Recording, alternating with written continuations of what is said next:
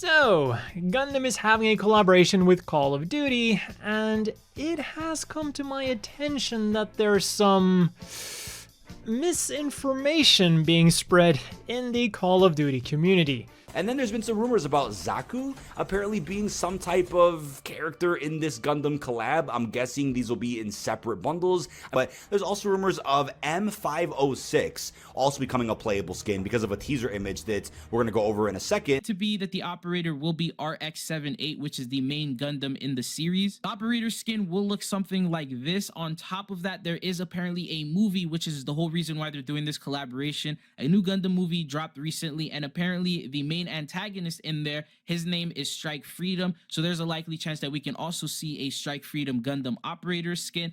Oh dear. So, for this video, I want to welcome all Call of Duty players who want to know more about this latest collaboration and what this Gundam thing is all about. So, we've got 3 new Tracer packs: the RX-72 Gundam, the MS-06S Zaku 2 Char Custom, and the XVX-016 Gundam Aerial, with the first 2 machines belonging to the very first Gundam series. It is set in Universal Century 0079 in a world where humanity has begun living in space in giant space colonies, all of which are under the control of the Earth's government, the Earth Federation. But one cluster of these colonies declared themselves the Principality of Zeon and began a war for their independence. And despite being heavily outnumbered, Zeon had one special weapon at their disposal: mobile suits. 18-meter tall mechs that were able to blitz whatever the Earth Federation had at their disposal. And their main mobile suit was the MS-06 Zaku 2, which was also available as a commander version, the MS-06S. And just like your Call of Duty character, many of these commander machines were also customized to the liking of their pilot, like Char Zaku, which is the one included in the Tracer pack. Seeing how they were getting their asses 360 no-scope then, the Federation scrambled to make their own mobile suits, and the strongest one that they were able to make was the titular RX-78-2 Gundam.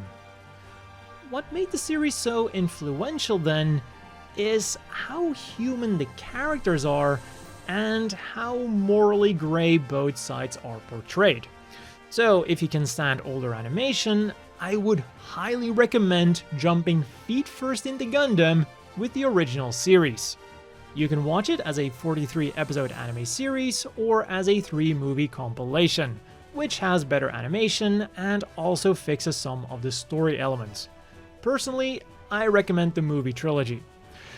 And if you're now wondering what this series has to do with the newest Gundam movie, being Gundam Seed Freedom, well, nothing.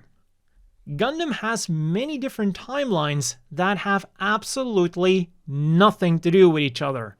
And if anyone tells you anything else, disengage. They're way too deep into the Gundam lore, and you do not want to be there. Yet. So, the Strike Freedom is the main Gundam from Gundam Seed Destiny, which isn't set in the Universal Century, but in the Cosmic Era. A timeline that consists of Gundam Seed Destiny, and Gundam Seed Freedom, with Stargazer as a nice side story. Whether or not the Strike Freedom is the antagonist, though, depends on who you ask. But while multiple timelines, or alternate universes, as we call them in the Gundam fandom, might sound confusing at first, it is actually really convenient. Like I said before, the very first Gundam is set in the Universal Century, and because it is the oldest of the bunch, if you want to watch another Universal Century series that is later in the timeline, there's going to be a lot of series to get through to finally catch up to it. So if you just want to jump into Gundam to see what it is all about, the alternate universes are perfect, because typically they're just one self-contained series that requires no prior knowledge. The only things you'll be missing out on are some inside jokes. and one of these alternate universes is also part of the collaboration, the Ariel from Witch from Mercury. A series whose stated goal is actually to get new people into Gundam. Now, it is not without its flaws, but it is overall a very enjoyable series to watch.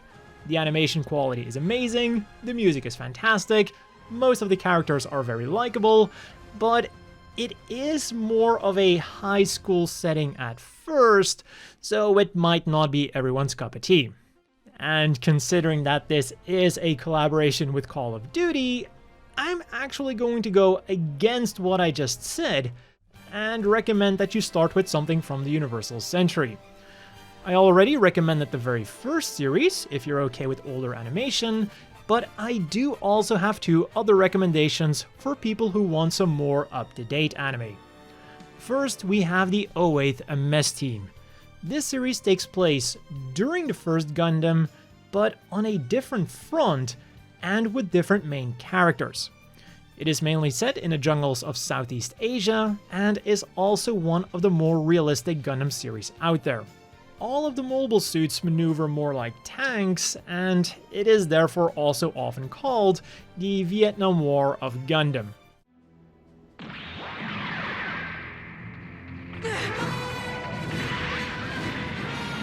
Son of a bitch! Not there? Aw, shit! He's going right for the crew!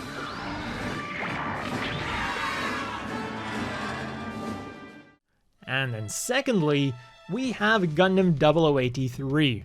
It takes place 3 years after the original Gundam, but it has an all-new cast and requires very little knowledge of the original series to enjoy. It has the same realistic feeling as the 08th MS Team, but the mobile suit combat is handled very differently.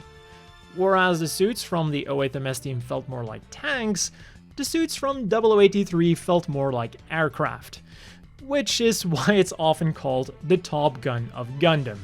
It has that realistic feeling, but it goes for more high-octane action.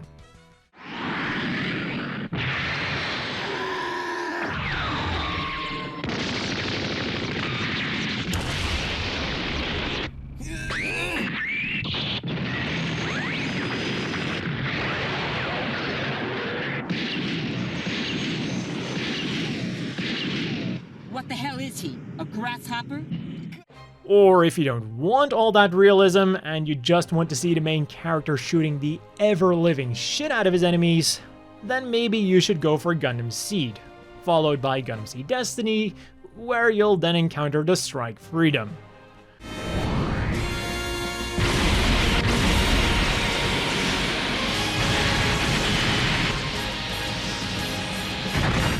But that has been all for this video. As always, a big thank you to the Patreon supporters. I hope everyone watching has a great day, and the M506 is a printer.